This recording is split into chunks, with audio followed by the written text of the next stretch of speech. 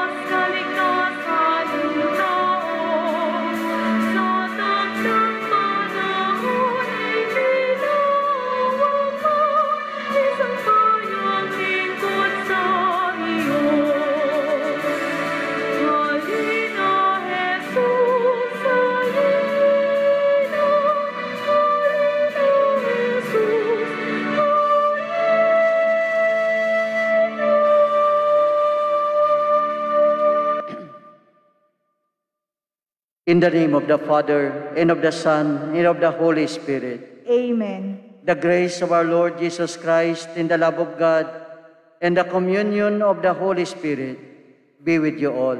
And with your spirit.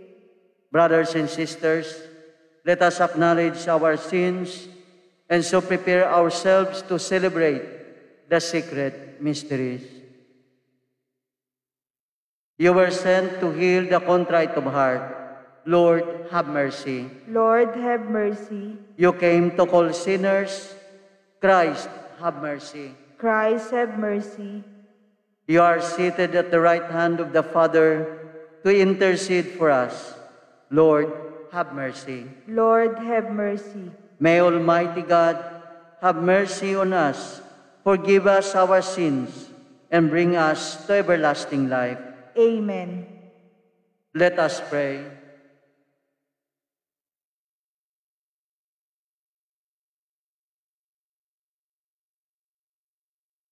O God, who were pleased to give us the shining example, O God, who wonderfully created the dignity of human nature and still more wonderfully restored it, grant, we pray, that we may share in the divinity of Christ, who humbled himself to share in our humanity, who live and reign with you in the unity of the Holy Spirit, one God, forever and ever. Amen. Please be seated. A reading from the Acts of the Apostles. Stephen, filled with grace and power, was working great wonders and signs among the people. Certain members of the so-called Synagogue of Freedmen, Cyrenians and Alexandrians, and people from Cilicia and Asia came forward and debated with Stephen, but they could not withstand the wisdom and the spirit with which he spoke. When they heard this, they were infuriated, and they ground their teeth at him. But he, filled with the Holy Spirit, looked up intently to heaven and saw the glory of God and Jesus standing at the right hand of God. And he said, "Behold, I see the heavens opened and the Son of Man standing at the right hand of God." But they cried out in the loud voice, covered their ears, and rushed upon him together. They threw him out of the city and began to stone him. The witnesses laid down their cloaks at the feet of a young man named Saul.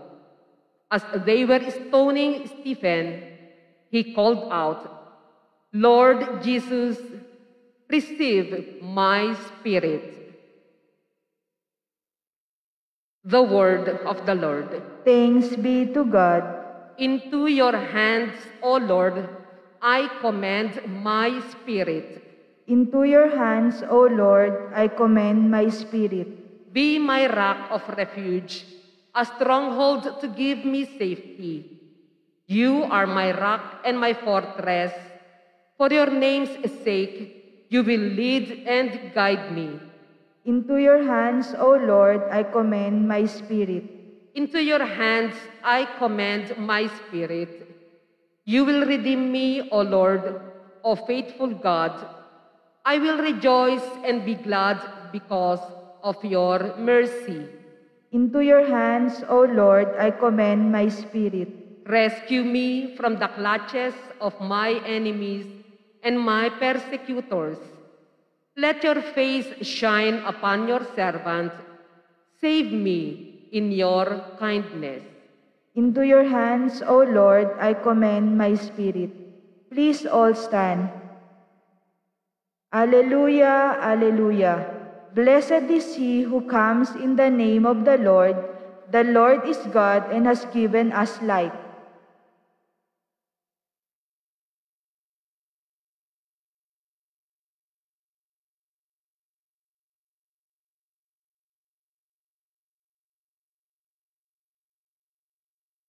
The Lord be with you. And with your spirit. A reading from the Holy Gospel according to Matthew. Glory to you, O Lord. Jesus said to his disciples, "Beware of men, for they will hand you over to courts and scourge you in their synagogues, and you will be led before governors and kings for my sake, as a witness before them and the pagans. When they hand you over, do not worry about how you are to speak or what you are to say. You will be given at the moment what you are to say.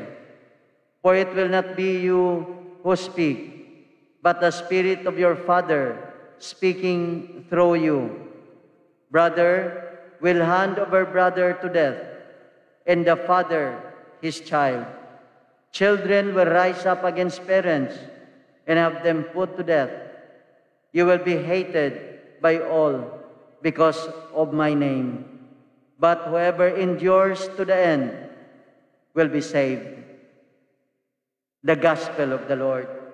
Praise to you, Lord Jesus Christ. Please be seated.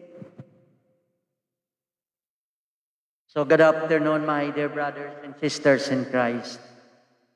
Today we celebrate the feast of Saint Stephen, the first martyr of the Church. And we celebrate it day after our commemoration of the birth of our Lord Jesus Christ. No? So the readings on this first day after the birthday of Jesus, no, it reminds us that just he was not welcomed by everyone, so also we Christians who believe in him will not be welcomed by everyone. You know, that is the truth. No? So it's true that following Jesus costs a great price, but gain us an even greater reward. So Saint Stephen is our model. Our model. Like him, we are called to die to self that others might have life. So the contradiction of the cross is placed right in front of us, even as we celebrate the birth or the incarnation of our Lord Jesus Christ. So, brothers and sisters, Saint Stephen endured to the very end. Saint Stephen, because we can see how the cross become a reality in his life. The shadow of the cross hangs over the joyful atmosphere of Christmas. Jesus was born in a cave. Very simple.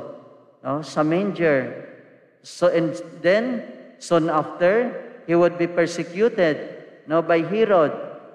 So the faith of Jesus is shared by his disciples, by believers of all times, as we heard in the gospel. So this is immediately shown by the feast of the martyrdom of Stephen, no, the day after the birth of Jesus. So, brothers and sisters, no, Christ is the light. No, Christ is the light of God that has sent into the world, and like Saint Stephen, no, we are called to be a bearer of light, all of us. But it's not easy to be a bearer of light. No? We know that because first of all, the world hates the light. No? Many will not accept the light. But Jesus does not promise that our road will be smooth and easy. He wants us to be great. That is why He prepares us for the sufferings and trials which come with taking up the cross. But He assures us, brothers and sisters, that endurance in this mission will bring not only sufferings, not only trials, but much more than this, salvation and eternal life, our reward. No? So just always remember the words of Jesus, whoever endures to the end will be saved. Whoever endures to the end will be saved. Saint Stephen endures to the very end of his life, calling out as he died, Lord Jesus, receive my spirit, before he forgives those who stoned him. Pinatawad niya ang mga pumatay sa kanya. Habang siya ay binabato, sinasabi niya rin na, forgive them, Lord. So, he offers his sufferings to the Lord as a gift of love.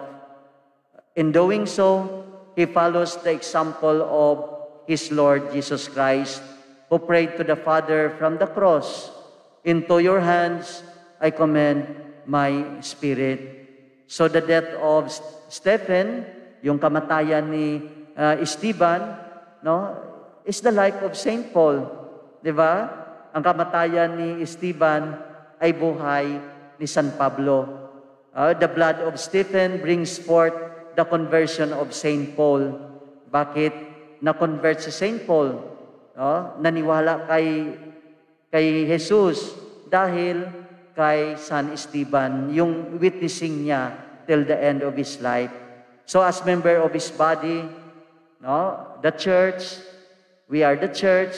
Jesus calls every one of us to give ourselves totally to Him, so that all may come to know the truth in the freedom of His merciful, redeeming love. So, brothers and sisters, we pray. We pray for Saint Stephen. Magdasal tayo sa kanya na tulungan niya rin tayo na magiging malakas. Ipagdasal niya tayo na maging malakas sa lahat ng mga pagsubok, trials, sufferings, because of our faith in Jesus Christ. Amen.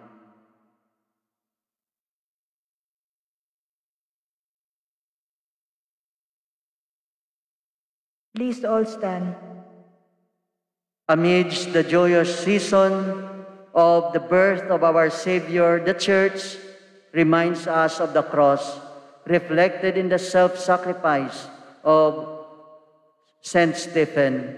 Let us join him in our prayers for others. Lord, hear our prayer. Lord, hear our prayer.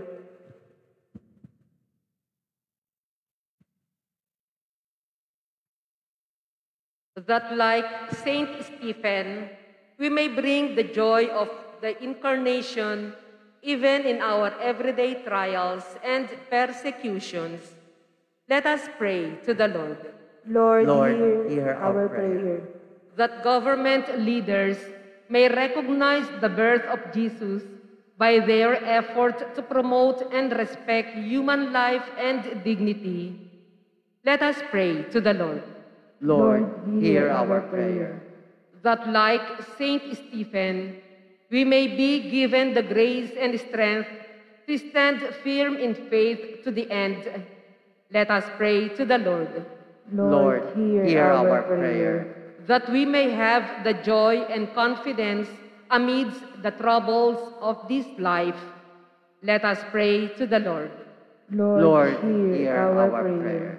That those who have died for the faith may reap their heavenly reward. Let us pray to the Lord. Lord, hear our prayer. That the Lord may grant all our intentions and also our petitions in this holy Mass. Father of glory and power, through the prayers of Saint Stephen, grant the petitions we bring before you through Christ our Lord. Amen. Please be seated.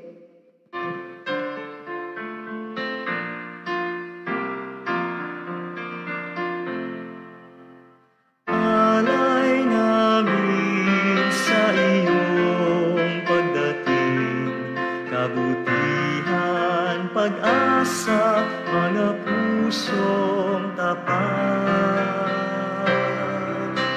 Samo namin ay iyong dinggin, galak at kapayapaan, nawa ay kamtin. Itong alak at tinapay, mga bungang alay, halo ng pawis at biyaya ng langit. Sa aming pag-ibig sa kapwang kapatid, bubunga ng buhay na iyong bigay. Alay namin sa iyong pagdating, kabutihan, pag-asa, mga pusong tapat. Samo na. Please all stand. Pray, brethren, that my sacrifice and yours may be acceptable to God, the Almighty Father. May the Lord accept the sacrifice at your hands for the praise and glory of His name, for our good and the good of all His holy church. May these offerings of our devotion today be acceptable to you, we pray, O Lord, for they are prompted by the glorious commemoration of Saint Stephen the Martyr, through Christ our Lord. Amen. The Lord be with you. And with your spirit, Lift up your hearts. we lift them up to the Lord. Let us give thanks to the Lord our God. It is right and just.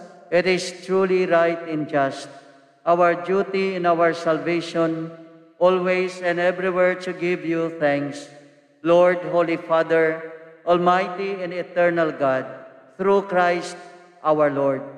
For on the feast, this awe-filled mystery, though invisible in His own divine nature, He has appeared visibly in ours and begotten before all ages. He has begun to exist in time, so that, raising up in Himself all that was cast down, He might restore unity of all creation and call straying humanity back to the heavenly kingdom. And so, with all the angels, we praise you, as in joyful celebration we acclaim. Holy, holy, holy Lord, God of hosts, heaven and earth are full of your glory. Hosanna in the highest. Blessed is he who comes in the name of the Lord. Hosanna in the highest. Please kneel. You are indeed holy, O Lord, the fount of all holiness. Make holy, therefore, these gifts, we pray, by sending down your Spirit upon them like the dewfall, so that they may become for us the body and the blood of our Lord Jesus Christ. At the time he was betrayed and entered willingly into his passion, he took the bread, and giving thanks, broke it, and gave it to his disciples, saying, "Take this, all of you, and eat of it, for this is my body, which will be given up for you."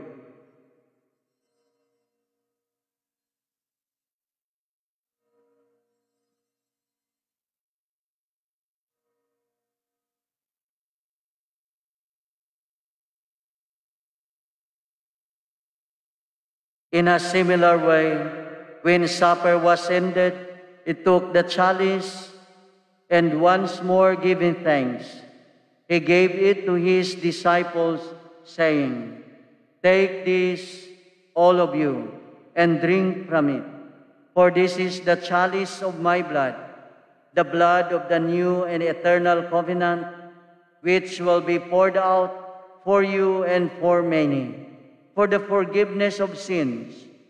Do this in memory of me."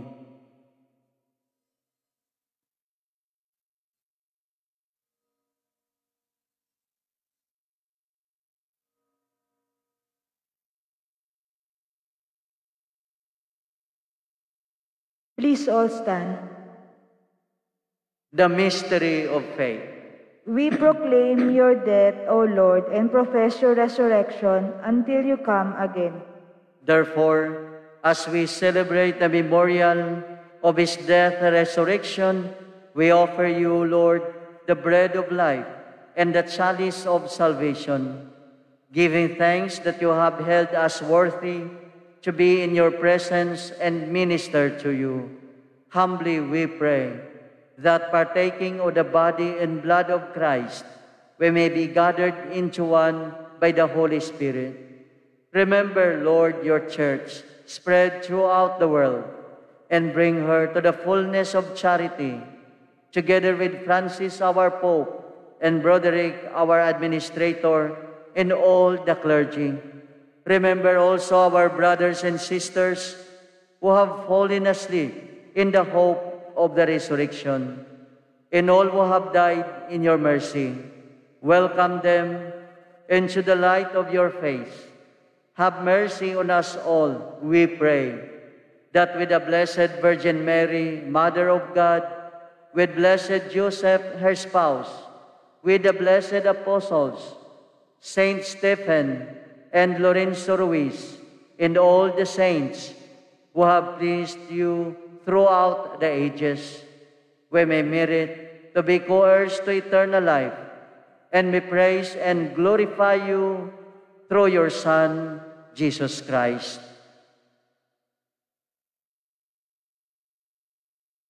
Through him, and with him, and in him, O God, Almighty Father, in the unity of the Holy Spirit, all glory and honor is yours forever and ever. Amen. At the Savior's command, and formed by divine teaching, we dare to say,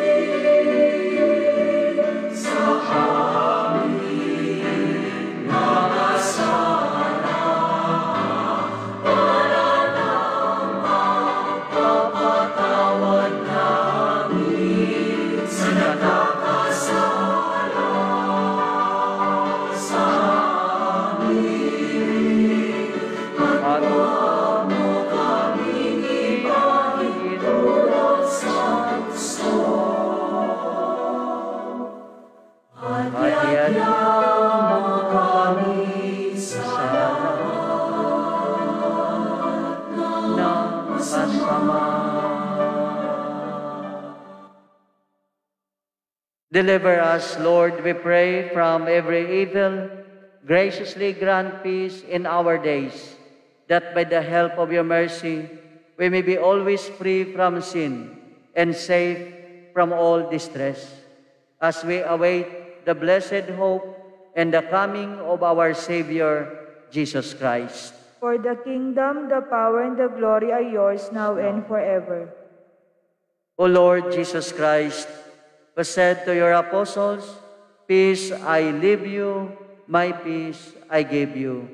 Look not on our sins, but on the faith of your church, and graciously grant her peace and unity in accordance with your will, who live and reign forever and ever. Amen. The peace of the Lord be with you always. And with your spirit. Let us offer each other the sign of peace.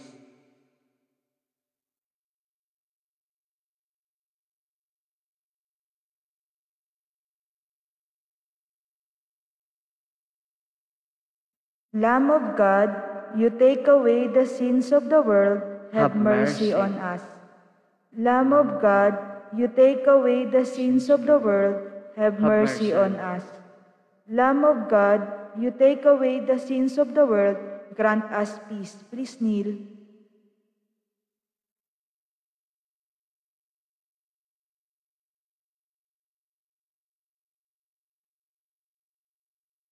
Behold the Lamb of God. Behold him who takes away the sins of the world. Blessed are those called to the supper of the Lamb. Lord, I am not worthy that you should enter under my roof, but only say the word, and my soul shall be healed. May the body of Christ.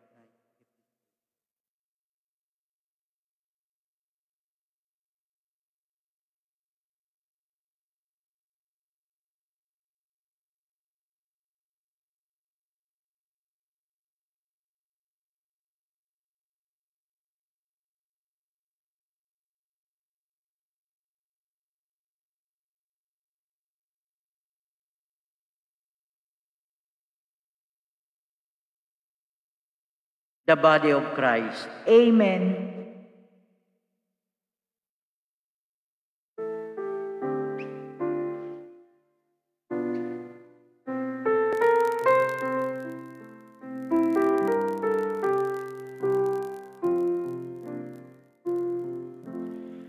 Okay, gulong ng mundo, hirap sa unang at lungkot, kaya sama-sama tayong manalangin dahil darating na ang Pasko. Panginoon, halina at umarito ka. Sarili mo ang bayan, ikaw ang pag-asa. Kamay ng mga nahihirap. Panginoon, iligtas mo ang iyong bayan.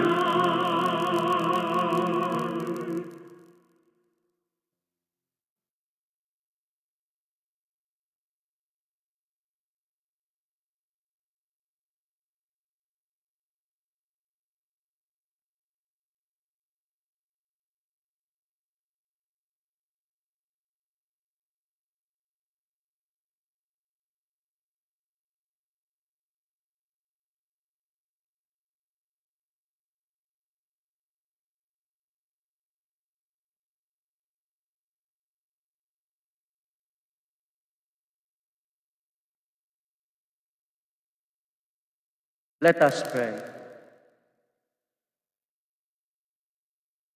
For the many mercies which surround us, we give thanks to you, O Lord, who save us through the nativity of your Son, and gladden us with the celebration of the blessed martyr Stephen, through Christ our Lord. Amen.